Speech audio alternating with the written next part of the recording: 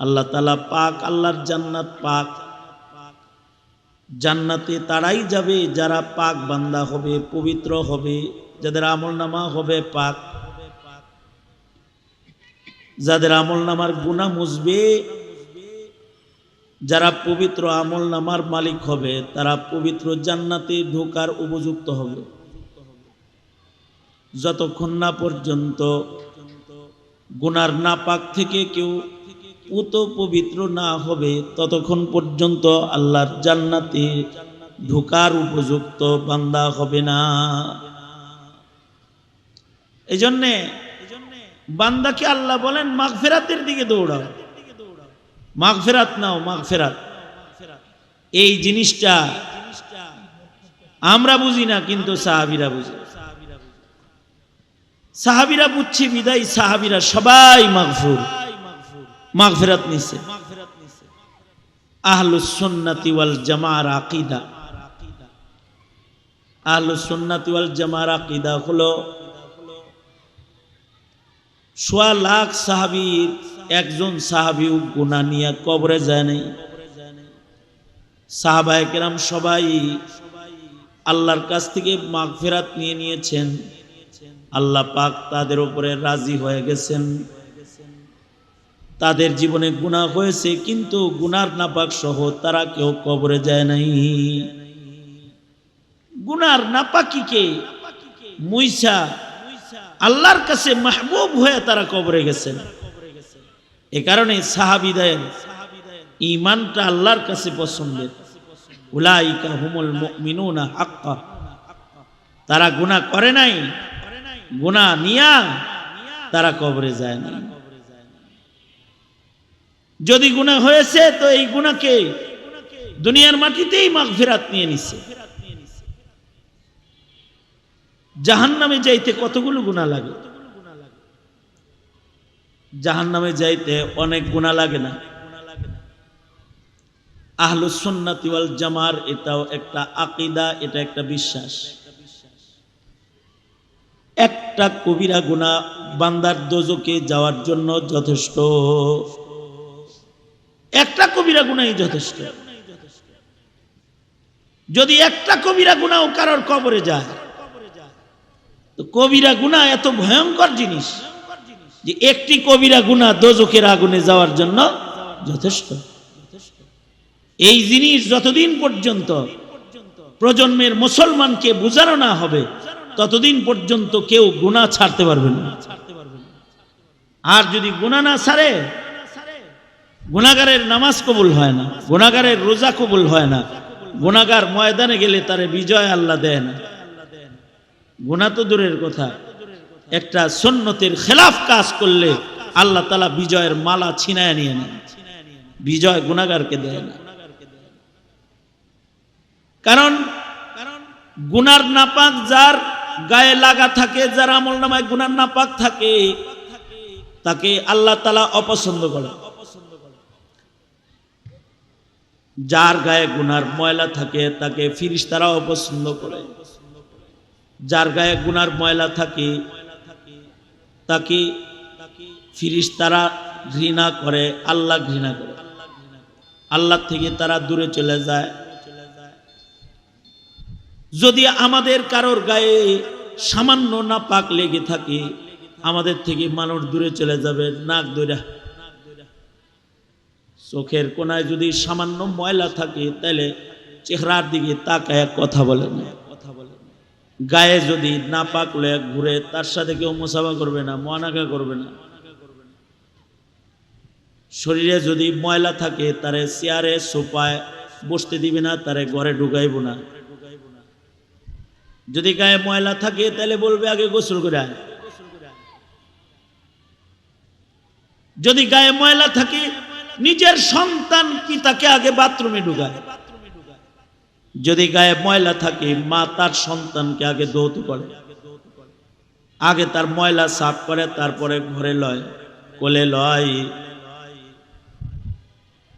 দুনিয়ার নাপাক যেমন গায়ে থাকলে মানুষ ঘৃণা করে, মানুষ কাছে জায়গা দেয় না, ঘরে জায়গা দেয় না, গুনার নাপাক যাদের সাথে থাকে তাদেরকে আল্লাহর জান্নাতের ঘরে আল্লাহ জায়গা দেয় না।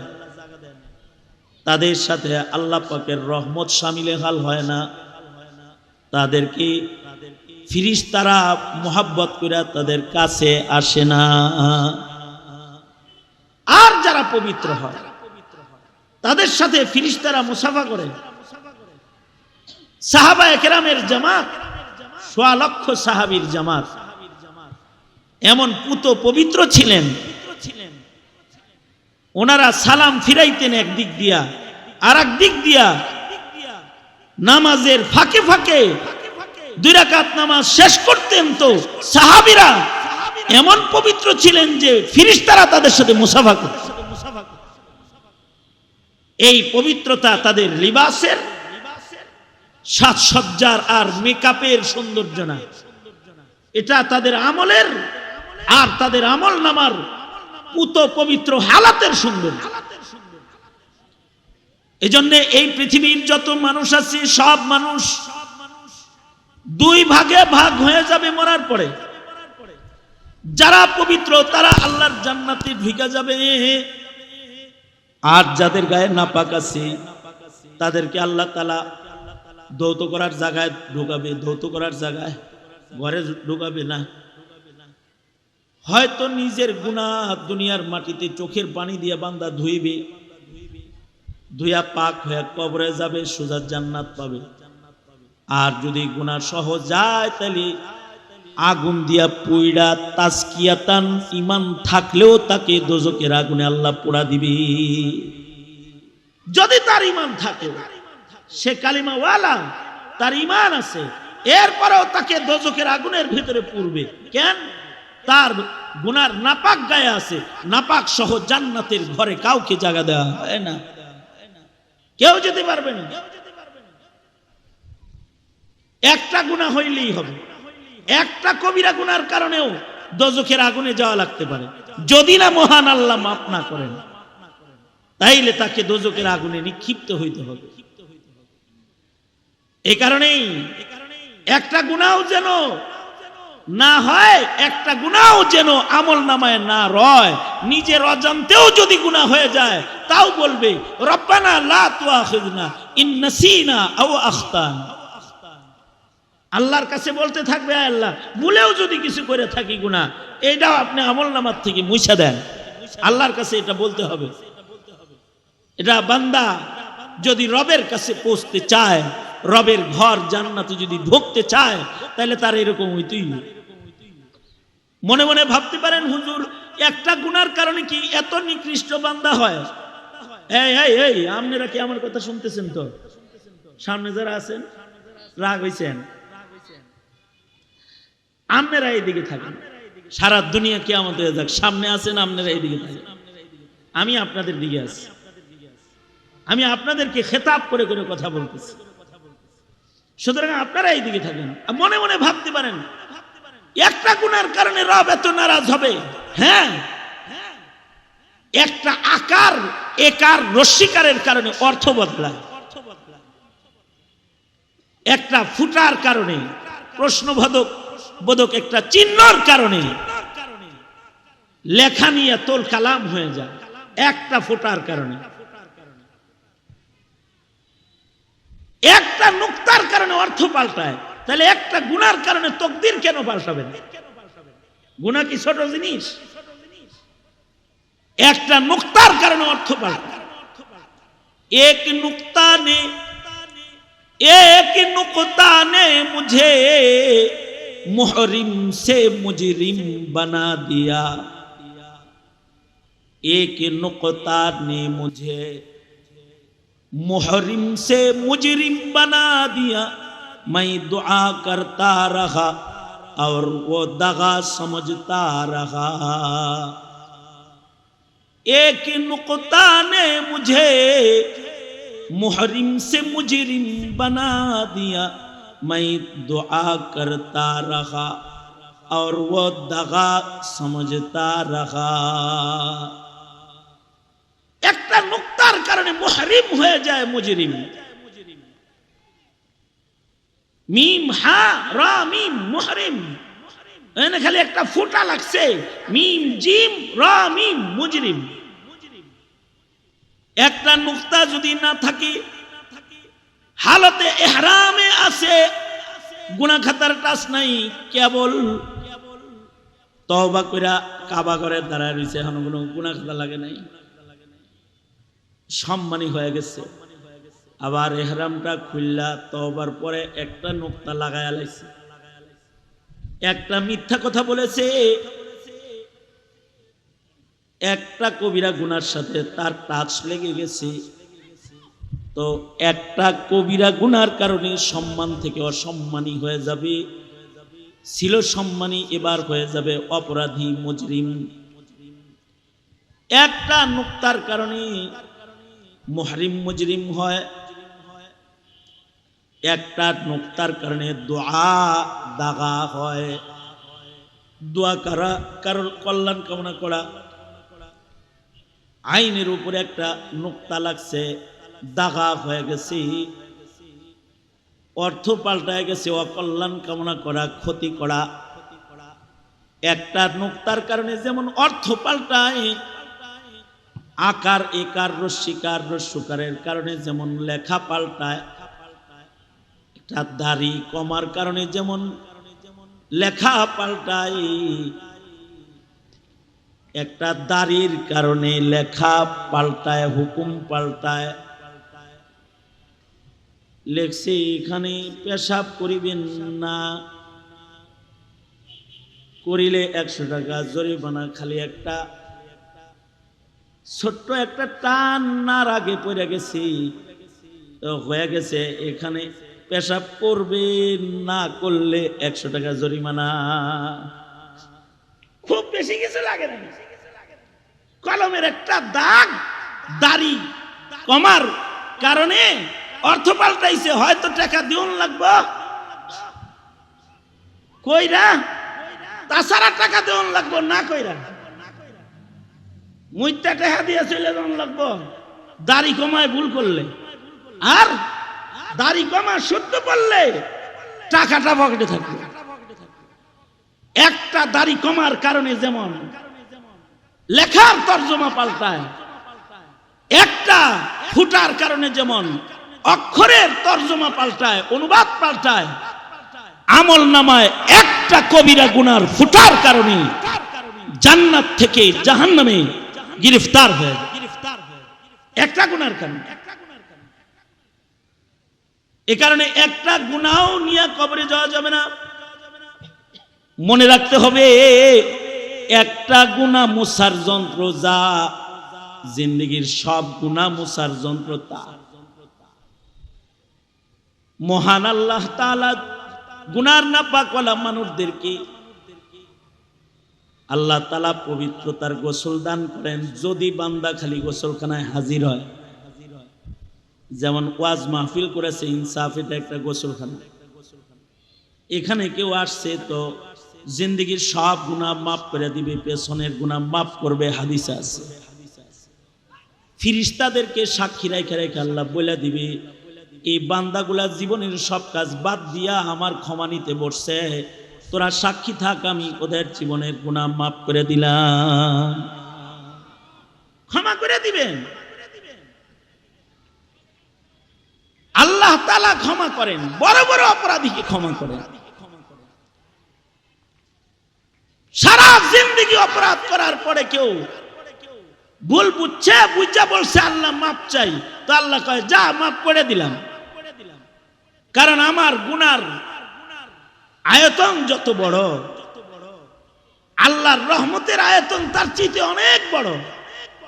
আমার গুনাহ যতই হোক, আমার প্রতি আমার রবের ভালোবাসা অনেক বড়। কারণ আমার আপনার মালিক তো চায় না যে তার জ্বালানো আগুনের চুলার ভেতরে, দোজকের ভেতরে আমি পড়ে যাই, আপনি পড়ে যান। আমাদের মালিক তো এটা চায় না। আল্লাহর রাসূল সাল্লাল্লাহু আলাইহি ওয়াসাল্লাম এক গাজওয়াত থেকে আসতেছেন, তো নবীজি সাহাবায়ে কেরামদেরকে লয়ে আইতেছেন। দেখেন এক মহিলা চুলা জ্বালাইছে। আগের জমানার চুলা, এখনকার চুলা না। এখনকার চুলা তো ডিজিটাল চুলা, এখনকার চুলার আগুন চুলার বাইরে যাবে না, আমার হজরতের মাদ্রাসায় এক চুলা মিস্ত্রি আইছে, 2টা চুলা বানায় দিব, মজুরি হইল 1,85,000 টাকা মাত্র। তাও লাকড়ির 2টা চুলা বানায় দিবে, 2টা লাকড়ির চুলা বানাবি, এর জন্য মজুরি হলো 1,85,000। তার ভেতরে লাকড়ি ঢুকানো হবে, এর লাকড়ির চুলার দাম এত। এখন তো ডিজিটাল জমানা, উন্নত চুলা আছে, আগের জমানায় এত উন্নত চুলা ছিল না। 3টা পাথরের চাকার উপরে পাতিল বসায় রান্না করছে, এইটাই হইল চুলা। বাতাস আসলে আগুন বের হয়ে আসছে বাইরে। মহিলা নিজের সন্তানকে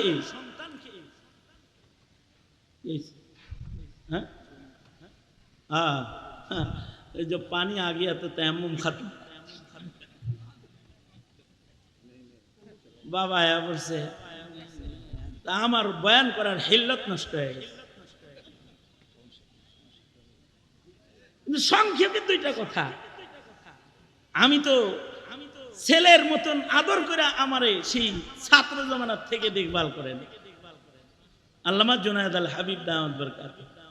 জেলখানায় যখন 2 জন একসাথে, তখন বলতেছিলেন, আব্বারে বাবা, তোর জেলটা যদি হাসিনা আমারে দিয়ে দিত তাইলেও কষ্ট কম পাইতাম, তোরে জেলে আনছে দেখে কষ্ট বেশি পাইতেছি।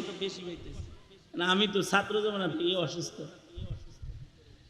আল্লাহ তাআলা আমাদের মুরব্বীদের হায়াত বাড়ায় দেখ। জোরে বলেন আমিন, আরো জোরে বলেন আমিন। দেখেন আমার কথা শেষ। এই যে আল্লাহর রাসূল বলতেছেন, দেখো ওই যে মা চুলা জ্বালাইছে, কিন্তু বাচ্চাটা খেলতে দিয়ে আসে দূরে, বাচ্চা খালি মার কাছে আসে। মা চুলা জ্বালান বাদ দিয়ে আবার বাচ্চা নিয়ে দূরে যায়। কেন যায় বলো তো? মা চায় যে তার আদরের সন্তানের গায়ে বাতাসে তার হাতে জ্বালানো চুলার আগুনের কোনো ফুলকি তার সন্তানের আদরের সন্তানের গায়ে না লাগে। আল্লাহর রাসূল বলে, মা যেমন করে নিজের হাতে জ্বালান না চুলার আগুনের ফুলকি সন্তানের গায়ে লাগতে দিতে চায় না, মহান আল্লাহ তার বান্দার গায়ে দোজখের আগুনের ফুলকি লাগতে দিতে চায় না। কারণ মার চাইতে বান্দাকে আল্লাহ তাআলা অনেক বেশি ভালোবাসেন। এ কারণে বলে, ওয়াজে যা মাফ করে দিব, মসজিদে ঢুক মাফ করে দিব, শেষ রাত্রে গোপনে আমারে বল, আল্লাহ আমি মাফ চাই, মাফ করে দিব। রমজান পাইছোস, মাফ চা, মাফ করে দিব। লাইলাতুল বরাত পাইছোস, মাফ চা, মাফ করে দিব। লাইলাতুল কদর পাইছোস, মাফ চা, মাফ করে দিব। যদি মাফ না নেস তাহলে কিন্তু ধ্বংস হয়ে যাবি। মহান আল্লাহ আমাদের গুনাহ থেকে গোসল করানোর জন্য বারবার আমাদেরকে আল্লাহর মাগফিরাতের পানি দান করেন।